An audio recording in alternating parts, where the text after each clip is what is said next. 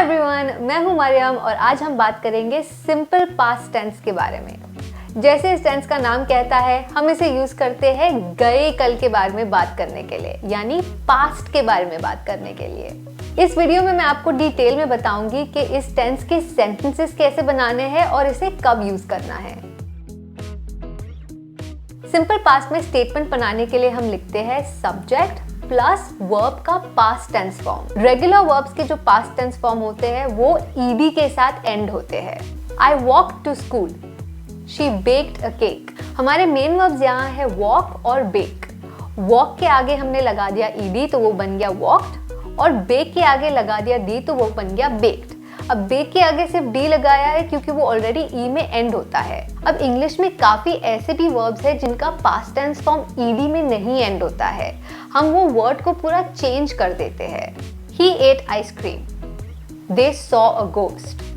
तो यहाँ जो हमारे मेन वर्ब्स है ate और saw, इनके बेस फॉर्म्स है eat और see।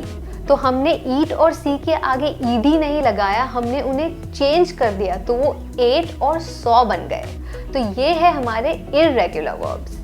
अब यहाँ पे कोई स्पेसिफिक लॉजिक नहीं है कि कौन से वर्ब को कैसे चेंज करना है, तो ये आपको प्रैक्टिस के साथ ही याद करना पड़ेगा। क्वेश्चन बनाने के लिए हम लिखते हैं डिड, जो कि है डू का past tense, plus subject plus verb का base form, past tense form नहीं।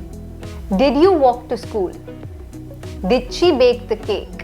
WH क्वेश्चंस बनाने के लिए हम डिड से पहले क्वेश्चन वर्ड डाल देते हैं। Why did you walk to school, When did she bake the cake? Who के क्वेश्चंस बनाने के लिए स्ट्रक्चर चेंज हो जाता है। हम लिखते हैं who plus past tense form of the verb। Who baked the cake? Who walked to school? Negative sentences बनाने के लिए हम लिखते हैं subject plus did not plus verb का base form. I did not walk to school, she did not bake the cake। जब हम English में बात करते हैं तो हम डिड नॉट नहीं कहते, हम उसे छोटा कर देते हैं और डिडंट कहते हैं। अब जानते हैं कि सिंपल पास्ट को यूज कैसे करना है। हम ये टेंस को यूज करते हैं उन एक्शंस के बारे में बात करने के लिए जो कि पास्ट में हो चुके हैं, जो कि हमारे गए कल में शुरू होके खत्म हो चुके हैं। ये या तो एक एक्शन हो सकता है या फिर एक के बाद एक होने वाले कई एक्शंस हो सकते हैं। They watched a movie yesterday.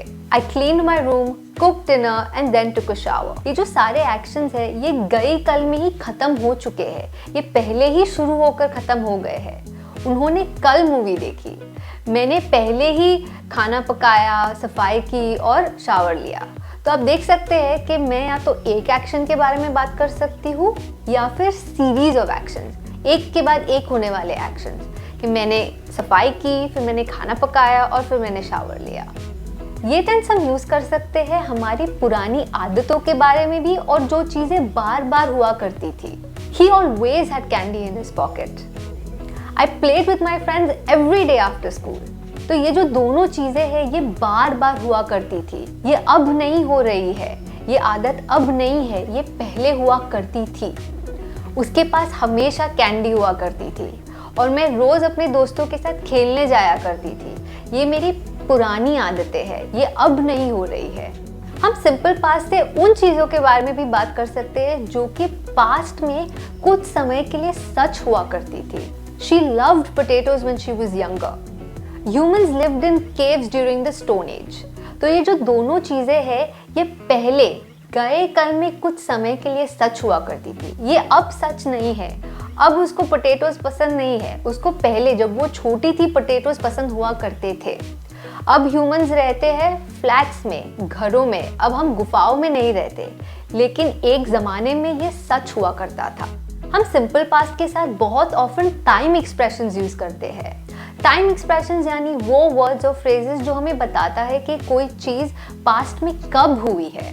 ये डेफिनेट हो सकते हैं जैसे कि last week, an hour ago, yesterday, 2011, जो कि बताता है एग्जैक्टली कब हुई है कोई चीज़। या फिर वो इनडेफिनेट हो सकती है जैसे कि a while back, the other day, long ago, जो कि एग्जैक्टली नहीं बताता है कि कब हुआ कोई एक्शन, लेकिन एक रफ आइडिया दे देता है।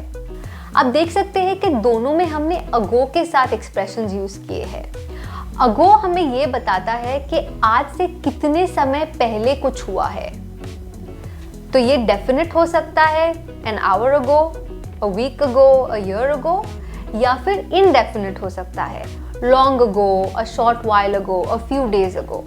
इनडेफिनेट केसेस में भी हमें वो एग्जैक्ट नहीं बताता, लेकिन आइडिया दे देता है कि कब हुआ है।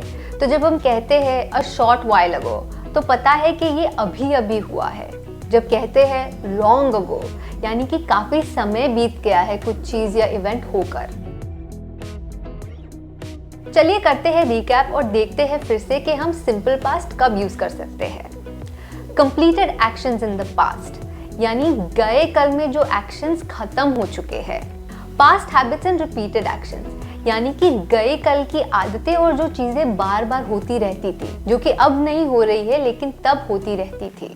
और ट्रूथ्स इन द पास्ट, यानी कि वो चीजें जो कि गए कल में कुछ समय के लिए सच हुआ करती थी। मैं उम्मीद करती हूँ कि ये वीडियो देखकर आपको समझ आ गया होगा कि सिंपल पास्ट के सेंटेंसेस कैसे बनाने हैं और उसे कब यूज करना है। ये याद करने के लिए थोड़ा ज्यादा हो सकता है, इसीलिए प्रैक्टिस करना बहुत इंपॉर्टेंट है। अगर आपको ये टेंस समझ आ गया है तो क्या आप कमेंट सेक्शन में 2 चीजें लिख सकते हैं जो आपने कल की थी सिंपल पास्ट टेंस में। देखने के लिए बहुत बहुत धन्यवाद और हमेशा याद रखिए ये इंग्लिश है, एवरेस्ट नहीं, मतलब आप कर सकते हैं। All the best.